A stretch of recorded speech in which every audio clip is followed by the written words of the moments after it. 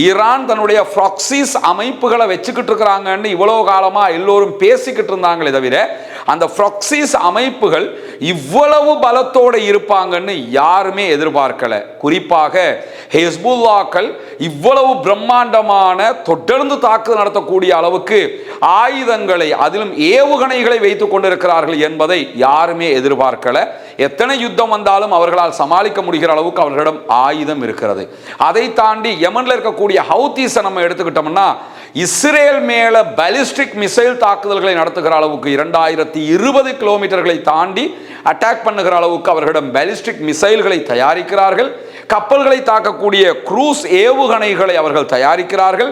கப்பல்களை தாக்குகிறார்கள். சவுதியினுடைய அரம்கோ வரைக்கும் பாரிய தாக்குதல்களை அவர்கள் நடத்தி இருக்கிறார்கள். எனவே அவர்களிடம் இவ்வளவு பலம் இருக்கும் என்பதையும் இதற்கு முன்பதாக அமெரிக்கா கூட ஐடென்டிஃபை பண்ணல என்று இன்றைக்கு ஆய்வாளர்கள் அங்கலாய்க்கிற காட்சிகளை பார்க்க முடியும். சவுதி ஹவுதீஸுக்கு அட்டாக் பண்றாங்க. யமன்ல இருக்கிற ஹவுதீஸ் சவுதிக்கு அட்டாக் பண்றாங்க. ஹவுதீஸுக்கு ஆதரவாக ஈராக்ல இருக்கிற PMF சவுதி அரேபியா மேல அட்டாக் பண்றாங்க. அதனால சவுதி அரேபியாவும் அமெரிக்காவும் இணைந்து ஈராக்ல இருக்கிற PMF படைகள் மேல தாக்குதல்களை நடத்துகிறது.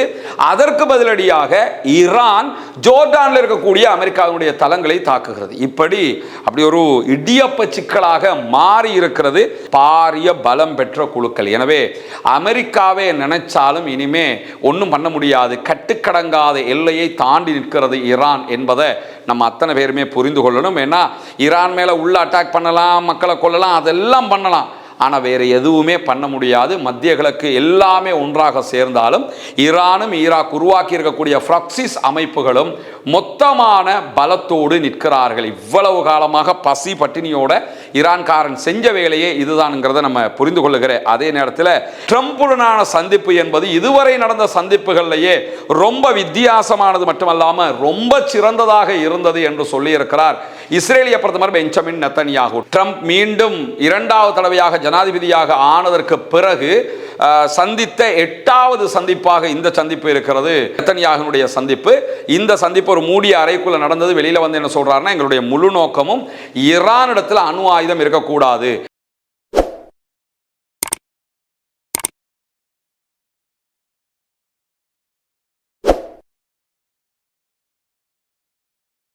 அன்பிற்கினிய சகோதர சகோதரிகளில் நம் அனைவர் மீதும் ஏக இறைவனுடைய அமைதியும் கருணையும் உண்டாகட்டுமாக என்கிற உயரிய பிரார்த்தனைகளோடு மத்திய கிழக்கில் காசா மீது இஸ்ரேலிய ஆக்கிரமிப்பு தாக்குதல்கள் நடத்த ஆரம்பித்தது தொடங்கி இன்றைக்கு சவுதி அரேபியாவுக்கும் யமன்ல இருக்கக்கூடிய ஹவுதீஸுக்கும் இடையில சண்டைகள் நடக்கிற வரைக்கும் தொடர் பிரச்சனைகளாக மத்திய கிழக்கு பற்றி எரிந்து கொண்டே இருக்கிறது. இந்த நிலையில ஈரானுக்கும் அமெரிக்காவுக்கும் இடையில எப்படியாவது ஒரு சமாதான உடன்படிக்கை வந்துவிட வேண்டும் என்று எல்லோருமே எதிர்பார்க்கக்கூடிய ஒரு நிலை உருவாகி இருக்கிறது. ஆனாலும் ஈரான் தங்களுடைய இறையாண்மையை விட்டுக் கொடுக்க தயாரில்லை என்பதை மீண்டும் மீண்டும் வலியுறுத்தி இருக்கிறார்கள். ஹொர்முஸ் ஈரானுக்கு சொந்தமானது.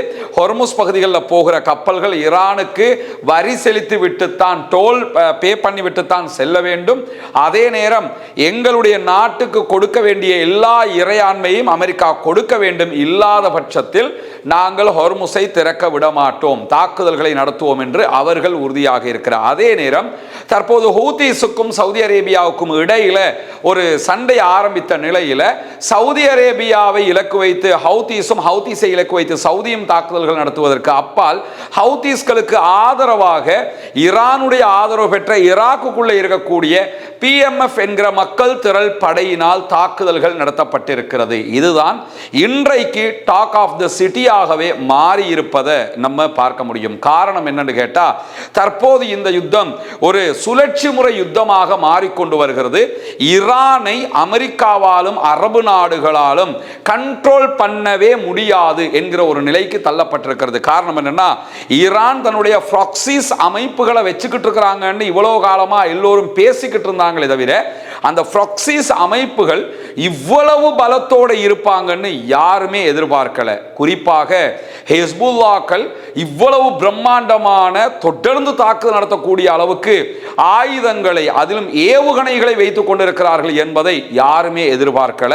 எத்தனை யுத்தம் வந்தாலும் அவர்களால் சமாளிக்க முடிகிற அளவுக்கு அவர்களிடம் ஆயுதம் இருக்கிறது. அதை தாண்டி யமன்ல இருக்கக்கூடிய ஹவுதீஸை நம்ம எடுத்துக்கிட்டோம்னா இஸ்ரேல் மேல பாலிஸ்டிக் மிசைல் தாக்குதல்களை நடத்துகிற அளவுக்கு 2020 கிலோமீட்டர்களை தாண்டி அட்டாக் பண்ணுகிற அளவுக்கு அவர்களிடம் பாலிஸ்டிக் மிசைல்களை தயாரிக்கிறார்கள். கப்பல்களை தாக்கக்கூடிய குரூஸ் ஏவுகணைகளை அவர்கள் தயாரிக்கிறார்கள். கப்பல்களை தாக்குகிறார்கள். சவுதியினுடைய அரம்கோ வரைக்கும் பாரிய தாக்குதல்களை அவர்கள் நடத்தி இருக்கிறார்கள். எனவே அவர்களிடம் இவ்வளவு பலம் இருக்கும் என்பதையும் இதற்கு முன்பதாக அமெரிக்கா கூட ஐடென்டிஃபை பண்ணல என்று இன்றைக்கு ஆய்வாளர்கள் அங்கலாய்க்கிற காட்சிகளை பார்க்க முடியும். அதை தாண்டி நேற்று இரவு ஏற்பட்ட பிரச்சனையை என்னன்னு கேட்டா, சவுதி அரேபியா மேல ஹவுதீஸுக்கு ஆதரவாக ஈராக்ல இருக்கக்கூடிய ஈரானுடைய ஆதரவு பெற்ற ப்ராக்ஸி அமைப்பாக இருக்கக்கூடிய PMF தாக்குதல்களை நடத்தி இருந்தார்கள். அதற்கு பதிலடியாக நேற்று இரவு பின்னேரங்கள்ல சவுதி அரேபியாவும் யுஎஸும் இணைந்து, அமெரிக்காவும் இணைந்து குறித்த PMF அணியின் மீது தாக்குதல்களை நடத்தி இருந்தார்கள். இந்த தாக்குதல்களுக்கு பதிலடியாக உடனடியாக ஈரான் ஜோர்டான்ல இருக்கக்கூடிய அமெரிக்காவினுடைய ராணுவ தளங்கள் மீது தாக்குதல்களை நடத்தியது. இதை கேட்கும் போதே தலை சுத்துற மாதிரி இருக்கும். சவுதி ஹவுதீஸுக்கு அட்டாக் பண்றாங்க, யமன்ல இருக்கிற ஹவுதீஸ் சவுதிக்கு அட்டாக் பண்றாங்க. ஹவுதீஸுக்கு ஆதரவாக ஈராக்ல இருக்கிற PMF சவுதி அரேபியா மேல அட்டாக் பண்றாங்க. அதனால சவுதி அரேபியாவும் அமெரிக்காவும் இணைந்து ஈராக்ல இருக்கிற PMF படைகள் மேல தாக்குதல்களை நடத்துகிறது. அதற்கு பதிலடியாக ஈரான் ஜோர்டான்ல இருக்கக்கூடிய அமெரிக்காவுடைய தளங்களை தாக்குகிறது. இப்படி அப்படி ஒரு இடியப்ப சிக்கலாக மாறி இருக்கிறது மத்திய கிழக்கினுடைய இந்த தாக்குதல் நிலைமைகள் என்பதை நம்ம புரிய முடிகிற அதே நேரம் இன்றைக்கு இது தொடர்பாக மிக முக்கியமான பல செய்திகள் வெளியாகி இருக்கிறது. அதுலயும் இந்த PMF நம்ம சொல்றோமா இல்லையா, மக்கள் திரள் படைகள், இந்த படைகள் விஷயத்துல ரெண்டு விவகாரத்தை மனதில் வச்சுக்கிறங்க. ஒன்னு, இவர்கள் ஈரானுடைய ஆதரவு பெற்ற ஆயுத குழுக்கள் தான், ஆனால் ஈராக்கினுடைய அரச படையாக இராணுவத்தின் ஒரு அங்கமாக சட்டபூர்வமாக மாறி இருக்கிறார்கள். அவங்க ஈரானுக்கு ஒரு ஆபத்துன்னா ஈரான் பக்கம் தான் நிற்பாங்க. ஈராக்குக்குள்ள வெளிநாடு ஏதாவது ஈராக்கை கைப்பற்ற வருது, IS மாதிரி பயங்கரவாத குழுக்கள் கைப்பற்ற வருதுன்னு சொன்னா அதுக்கு எதிராக ஈராக்குக்கு ஆதரவாக இருப்பாங்க. ஆனா எந்த நேரத்திலையும் ஈரானை பாதுகாக்கிறதுல உறுதியா இருப்பாங்க. ஏன்னா இவங்க ஷியா சிந்தனை கொண்ட குழுக்களாக இருக்கிறார்கள் என்பது மிக முக்கியமான ஒன்றாக இருக்கிறது. அந்த அடிப்படையில் தற்போது ஈராக்குக்கு மிகப்பெரிய பிரச்சனையாக இருப்பதை என்னன்னு கேட்டா, இந்த படைகளுக்கு எதிராக அமெரிக்கா தாக்குதல் நடத்துகிறது. அமெரிக்காவுக்கு கட்டுப்படவும் வேண்டும், அதே நேரம் சவுதியை பகைத்துக் கொள்ளவும் முடியாது. இது எல்லாத்தையும் தாண்டி உள்ளுக்குள்ள அடி வாங்குகிறவர்கள் அவர்களுடைய அரச படைகளாக இருக்கிறார்கள். அரச படைகளாக இருப்பவர்களை எங்களுக்கு சம்பந்தம் இல்லை என்று ஒதுக்கிடவும் முடியாது. இதை தாண்டி இன்னொரு விஷயம் என்னன்னு கேட்டா, இந்த படைகள் PMF மட்டுமே, ஈராக்கினுடைய அரச படைகள்ல இன்னொரு பகுதியும் இருக்கிறாங்க. இந்த PMF மட்டுமே நீங்க எடுத்துக்கிட்டீங்கன்னா ஈரானுடைய ஆதரவு பெற்றவர்கள் 2.5 லட்சம் பேர் இருக்கிறாங்க. 4 குழுக்களாக இருக்கிறார்கள். பலவிதமான நவீன ஆயுதங்களையும் கொண்டவர்களாக இருக்கிறார்கள். எனவே லேசா அமெரிக்கா வந்து அட்டாக் பண்ணிட்டு போகலாம்னு நினைச்சா அது அசாத்தியமான ஒன்றாக இருக்கும். இந்த சூழல்ல தான் இன்றைக்கு வெளியாக இருக்கக்கூடிய தகவல்கள் பிரகாரம் IRGC ஜோர்டான்ல இருக்கக்கூடிய அமெரிக்காவினுடைய ராணுவ தளங்கள் மேல தாக்குதல்களை நடத்தி இருக்கிறது. 8க்கும் மேற்பட்ட பாலிஸ்டிக் மிசைல் தாக்குதல்களை IRGC ஜோர்டானை நோக்கி நடத்தி இருக்கிறது என்கிற செய்திகள் எல்லாம் வெளியாகி இருக்கக்கூடிய சூழல்ல தான் மக்கள் திரள் படைகள் அல்லது PMF என்று அறிவிக்கப்படக்கூடிய ஈராக்கினுடைய அரச படைகள், ஈரானுடைய ஆதரவு பெற்ற படைகள், இவர்கள் ஷியா சிந்தனை கொண்ட படைகளாக இருக்கக்கூடிய நேரத்தில் இந்த படைகளுக்கான திரட்டல் எப்படி நடந்தது என்று சொன்னால், இவங்கெல்லாம் குழுக்களாக 4 குழுக்களாக இருந்தாங்க. கதாயிபு ஹிஸ்புல்லா, அதே போன்று அல் நுஜாபா இயக்கம், அதே போன்று கதாயிபு சையத் அல் ஷுஹதா என்கிற ஒரு அமைப்பு, அதே போன்று கதாயிப் இமாம் அலி என்கிற 4 அமைப்புகளாக இவர்கள் இருந்தார்கள். இந்த 4ஐயும் 2014 அன்றைக்கு இருந்த கிராண்ட் ஆயத்துல்லா அலி அல் சிந்தானி என்கிறவர், நீங்க 4 பேருமே ஒன்றாக இணையணும், இஸ்ரேலுக்கு எதிராக பிரச்சனை வந்தாலும் நீங்க ஒன்றாக இணையணும், அதே மாதிரி எப்பொழுதுமே ஈரானுக்கு ஆதரவாக இருக்கணும், ஈராக்கை காப்பாற்றுவதற்காக ISIS என்கிற பயங்கரவாத குழு வரும்போது தான் இவர் இதை உருவாக்குறாரு. உருவாக்கி சொல்றாரு, ஈராக்கை பாதுகாக்கும் விதமாக ISக்கு எதிராக நீங்கள் தாக்குதல்களை நடத்த வேண்டும் அப்படின்னு எல்லாம் சொல்றாரு. அந்த அடிப்படையில் தான் இந்த குழுக்கள் ஒன்றிணைந்தார்கள். பாரிய பலம் பெற்ற குழுக்கள். எனவே அமெரிக்காவே நினைச்சாலும் இனிமே ஒன்றும் பண்ண முடியாது. கட்டுக்கடங்காத எல்லையை தாண்டி நிற்கிறது ஈரான் என்பதை நம்ம அத்தனை பேருமே புரிந்து கொள்ளணும். ஏன்னா ஈரான் மேல உள்ள அட்டாக் பண்ணலாம், மக்களை கொள்ளலாம், அதெல்லாம் பண்ணலாம். ஆனால் வேறு எதுவுமே பண்ண முடியாது. மத்திய கிழக்கு எல்லாமே ஒன்றாக சேர்ந்தாலும் ஈரானும் ஈராக் உருவாக்கி இருக்கக்கூடிய ப்ராக்சிஸ் அமைப்புகளும் மொத்தமான பலத்தோடு நிற்கிறார்கள். இவ்வளவு காலமாக பசி பட்டினியோட ஈரான்காரன் செஞ்ச வேலையே இதுதான்ங்கிறத நம்ம புரிந்து கொள்ளுகிற அதே நேரத்தில் இன்றைக்கு வெளியாகி இருக்கக்கூடிய தகவல்கள் பிரகாரம் அமெரிக்காவும் சவுதி அரேபியாவும் நடத்திய ஈராக்கில் இருக்கக்கூடிய ஈரானுடைய ஆதரவு பெற்ற குழுக்கள் மீதான தாக்குதலை ஈராக்கினுடைய அரசாங்கமே பகிரங்கமாக கண்டித்திருக்கிறது. எங்க நாட்டுக்குள்ள இருக்கக்கூடிய ஆட்களுக்கு நீங்க எப்படி அட்டாக் பண்ணலாம் என்று சொல்லி அமெரிக்காவுக்கும் சவுதி அரேபியாவுக்கும் இன்றைக்கு கண்டனத்தை வெளியிட்டிருக்கிறது. ஈராக்கினுடைய அரசாங்கம், ஈராக்கினுடைய பிரதமர் தலைமையில் இன்றைக்கு அவசர செக்யூரிட்டி கவுன்சில் கூட்டத்தை நடத்தி இருந்தார்கள். அதே போன்ற அவசரமான கேபினட் கூட்டம் நடைபெற்றது. இந்த இரண்டினுடைய விளைவாக பதில் அறிக்கை வெளியாகி இருக்கிறது. அமெரிக்காவும் சவுதியும் நடத்திய தாக்குதலில் 20 பேர் கொல்லப்பட்டிருக்கிறார்கள். நீங்க எப்படி எங்க நாட்டுக்குள்ள தாக்குதல் நடத்தலாம்? அவங்க என்னதான் இருந்தாலும் எங்க படைகள், நீங்க அப்படி தாக்குதல் நடத்தக்கூடாது என்கிற கடும் சொல் கண்டனங்களை அவர்கள் வெளியிட்டிருப்பது மட்டுமல்லாமல் ராஜதந்திர ரீதியில் தான் நம்ம பிரச்சனைகளை தீர்க்கணுமே தவிர சண்டை அதற்கு தீர்வாகாது என்கிற செய்திகளை இன்றைக்கு சொல்லி இருக்கிறார்கள். இதுல இருந்து என்ன தெரியுதுன்னு கேட்டா, ஈராக்க அமெரிக்கா கைப்பற்றினாலும் அங்க டம்மி கவர்மெண்ட்டை வச்சுக்கிட்டு இருந்தாலும் நிஜமான அதிகாரம் யார்கிட்ட இருக்குதுன்னு கேட்டா ஈரானுடைய ஆதரவு பெற்றவர்களிடத்தில் தான் இருக்கிறது. மொத்தத்தில் ஈரான் தான் ஈராக்கையும் ஆளுகிறது என்பதுதான் இங்க இருக்கக்கூடிய அடிப்படை தத்துவமாக இருக்கிறது. அதே நேரத்தில் ஈரானுடைய ஆதரவு பெற்ற ஈராக்கினுடைய துணை ராணுவ குழுவாக செயல்படக்கூடிய PMF அல்லது கத்தாயிபு ஹிஸ்புல்லாவினுடைய அந்த மொத்தமான 4 அமைப்புகளும் இன்றைக்கு வெளியிட்டிருக்கக்கூடிய அறிவிப்பில் சவுதி அரேபியாவும் அமெரிக்காவும் எங்களை அட்டாக் பண்ணியிருக்கிறாங்க, எனவே இதுக்கு பதிலடி கொடுக்காம எல்லாம் இருக்க மாட்டோம், ஈராக் கவர்மெண்ட் என்ன செஞ்சாலும் எங்களுக்கு பிரச்சனை இல்லை, நாங்கள் அவங்களுக்கு பதிலடி கொடுப்போம் என்பதையும் வெளிப்படையாகவே அறிவித்திருக்கக்கூடிய சூழல்கள் உருவாகி இருக்கிறது. ஈராக்கினுடைய கவர்மெண்ட்டுக்கு வேற வழியே கிடையாது. கத்தாயிபு ஹிஸ்புல்லா என்கிற இந்த PMF சொல்றதை கேட்டு தான் ஆகணும். காரணம் என்னன்னு கேட்டா, ஆல்ரெடி குர்துகள் தனியான சுயாட்சி மாநிலம் ஈராக்குள்ள உருவாக்கி வச்சிருக்கிறாங்க.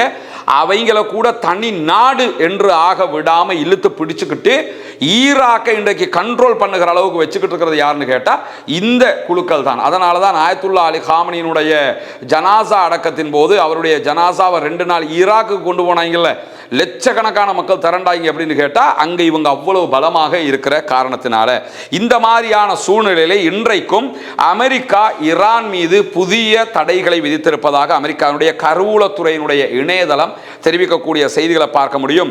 ட்ரம்பினுடைய நிர்வாகம் 8 எண்ணெய் கப்பல்கள் மேல தடைகளை புதிதாக விதித்திருக்கிறது. ஈரானுக்கு சொந்தமான 8 எண்ணெய் கப்பல்கள், அதே போன்று ஈரானுக்கு நெருக்கமாக இருக்கக்கூடிய 10 நிறுவனங்கள் மேலேயும் இன்றைக்கு இப்படியான தடைகள் விதிக்கப்பட்டிருக்கிறது என்கிற செய்திகள் வெளியாகி இருக்கக்கூடிய சூழல்ல ஹொர்முஸ் ஜலசந்தியில 3 கப்பல்கள் மேல அட்டாக் பண்ணி இருக்கிறது IRGC. இன்றைய தினமும் இந்த கப்பல்கள் எச்சரிக்கையை மீறி பயணித்த கப்பல்கள் என்று சொல்லப்படுகிறது. இந்த கப்பல்கள் 3மே ஓமான் வளைகுடா பகுதியாக பயணிப்பதற்கு ட்ரை பண்ணி கொண்டிருந்தாங்க. அதனால தான் அவங்க அட்டாக் பண்ணி அவர்களை நிறுத்தி இருக்கிறார்கள் என்கிற செய்திகள் வெளியாகி இருக்கிறது. எனவே என்ன நடந்தாலும் சரி எங்க இடத்துல நாங்க ஸ்டடியாவே நிக்கிறோம் அப்படிங்கிறதுல உறுதியாக இருக்கிறார்கள் ஈரானியர்கள் என்பதை நம்ம இதுல இருந்து நம்ம புரிந்து கொள்ள முடிகிற அதே நேரத்தில் ட்ரம்புடனான சந்திப்பு என்பது இதுவரை நடந்த சந்திப்புகளிலேயே ரொம்ப வித்தியாசமானது மட்டுமல்லாம ரொம்ப சிறந்ததாக இருந்தது என்று சொல்லி இருக்கிறார் இஸ்ரேலிய பிரதமர் பெஞ்சமின் நெத்தன்யாகு. ட்ரம்ப் மீண்டும் 2வது தடவையாக ஜனாதிபதியாக ஆனதற்கு பிறகு சந்தித்த 8வது சந்திப்பாக இந்த சந்திப்பு இருக்கிறது. நெத்தன்யாகுனுடைய சந்திப்பு. இந்த சந்திப்பு ஒரு மூடிய அறைக்குள்ள நடந்தது. வெளியில வந்து என்ன சொல்றாருன்னா, எங்களுடைய முழு நோக்கமும் ஈரானிடத்தில் அணு ஆயுதம் இருக்கக்கூடாது, இதனை ராஜதந்திர ரீதியாக அணு ஆயுதம் இல்லைன்னு ஆக்கினாலும் எனக்கு பிரச்சனை இல்லை, ஆயுத ரீதியாக ஆக்கினாலும் பிரச்சனை இல்லை, ஆனால் ஈரான் அணு ஆயுதத்தை வச்சுக்கிற கூடாது, ஈரான் அணு ஆயுதம் வச்சிருப்பது அமெரிக்கர்களுக்கு ஆபத்தானது, அதுக்கு பிறகு இஸ்ரேலியர்களுக்கு ஆபத்தானது என்று சொல்லி மீண்டும் அந்த பழைய புராண கதைகளே தான் அவர் வெளியில வந்து பேசி இருக்கிறார் என்கிற செய்திகளை நம்ம பார்க்க முடிகிற அதே நேரத்தில் ஹொர்முஸ் குறித்த ஓமானுடைய தீர்மானத்தை ஈரான் இன்றைக்கு ஏற்றுக்கொள்ள மறுத்திருக்கிறது. நேற்றைய தினமும் நம்ம இதனுடைய ஒரு பகுதியை சொல்லியிருந்தோம். இன்றைக்கு முழுமையான செய்தி வெளியாகி இருக்கிறது. ஈரானுடைய துணை வெளியுறவு அமைச்சராக செயல்படுகிற காசிம் காரிபாதி வெளியிட்டிருக்கக்கூடிய அறிவிப்புகள் என்ன சொல்றாருன்னு கேட்டா, ஓமான் எங்களுக்கு 50-50 என்கிற ஒரு ஆஃபரை தந்தாங்க.